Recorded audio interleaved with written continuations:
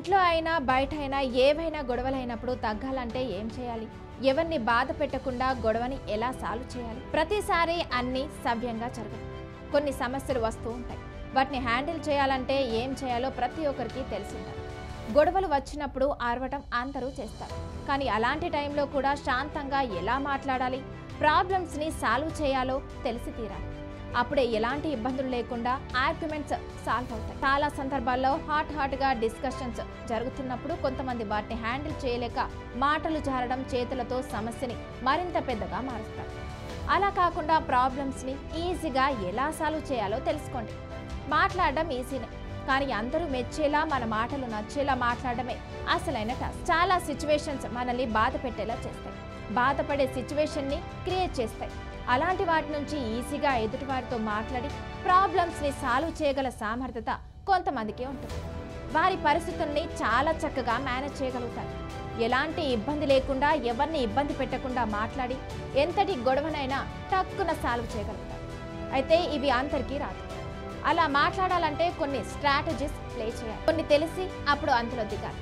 దీంతో ఎవరిని నొప్పించగా ప్రాబ్లమ్స్ని ఈజీగా సాల్వ్ చేయగలుగుతారు. అసలు పెద్ద గొడవ జరిగేటప్పుడు ఏం మాట్లాడాలి, ఏం మాట్లాడకూడదనే విషయాలు తెలుసుకొని తీరాలి. మనం ఏదైనా మాట్లాడాలనుకున్నప్పుడు అక్కడ ఇద్దరికి సంబంధించిన విషయాలు ఉంటాయి. అయితే ఇద్దరి వైపున అన్ని విషయాలు తెలుసుకోవాలి. ఏది తప్పు, ఏది ఒప్పు తెలుసుకొని తీరాలి. ఏం జరిగింది, ఏది జరిగాక ఎలాంటి పరిస్థితి వచ్చింది, గొడవ ఎక్కడ మొదలైంది, దానికి మొదటి కారణం ఎవరు, ఇలా దాని గురించి ప్రతి ఒక్క విషయాన్ని తెలుసుకున్నాకే మాట్లాడడం మొదలుపెట్టాలి. ఏదైనా మాట్లాడాలనుకున్నప్పుడు ఎదుటి వారిని సమస్యలు అడగాలి. వారు చెప్తున్నప్పుడు శ్రద్ధగా వినాలి. అందులో ఏది తప్పు, ఏది ఒప్పు అనేది తెలుసుకోవాలి.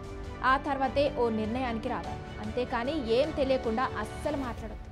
దీంతో మొదటికే మోసం వస్తుంది. ప్రతి విషయాన్ని తెలుసుకొని ఎదుటివారు చెప్పేది విన్నాకే నిర్ణయం తీసుకోవాలి.